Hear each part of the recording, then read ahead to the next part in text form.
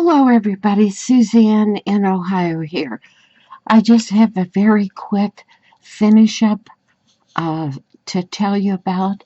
It's the bird that, in the second bird in the kit that I was doing, that tufted titmouse, and I was talking about his background setting and what I would do with that. And I did end up doing the pine branch, and because there was so much negative space up here, I inset this little pine cone up here.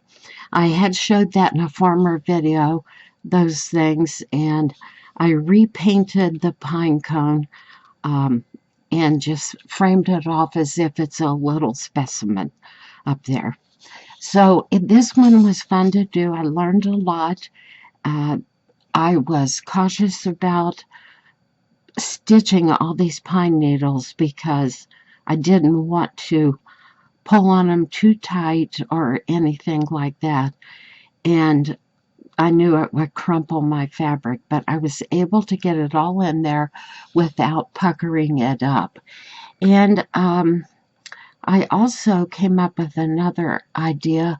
I wanted the pine branches to look dense, but I didn't want to have to put thousands of stitches in there.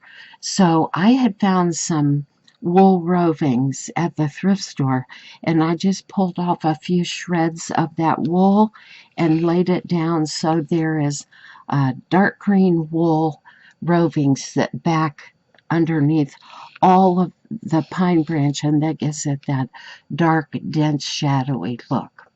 So I hope you like that, and I hope you've been stitching on something. Um, and stay tuned. I'll be starting probably today or tomorrow the next bird, which I believe will be a tree sparrow. I've got him right here. I'll show you what he's going to look like.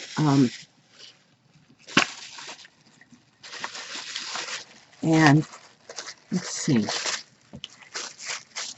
I'm a little bit hesitant about this one because he has so many colors on him. Now, this is what he looks like coming right out of the kit. And I don't know how much fabric I'll put on him and how much stitching, but it'll probably be an equal amount of both. But there's our little tree sparrow. Now, if you know your birds, he's very similar to a chipping sparrow in that they both have that little rust cap, which is very bright and very distinct. He has the rust cap on his head. Tree sparrows and chipping sparrows both have that. And about the way way you can tell those two birds apart is some markings around the eyes. So I want to be sure and get that correct. But I'm going to be starting him. And let's see what else. This is all chipping sparrows in here, or tree sparrows in this stack. So again, there's my little tufted titmouse. I'm real happy with the way he turned out.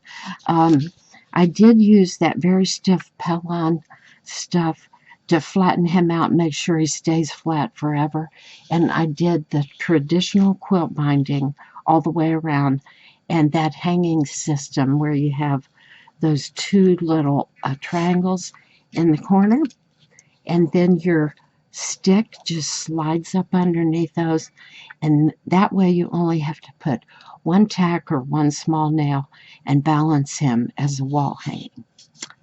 All right, there he is up close, and the pine needles, they were a challenge, but I was able to carry it off. All right, thanks for watching.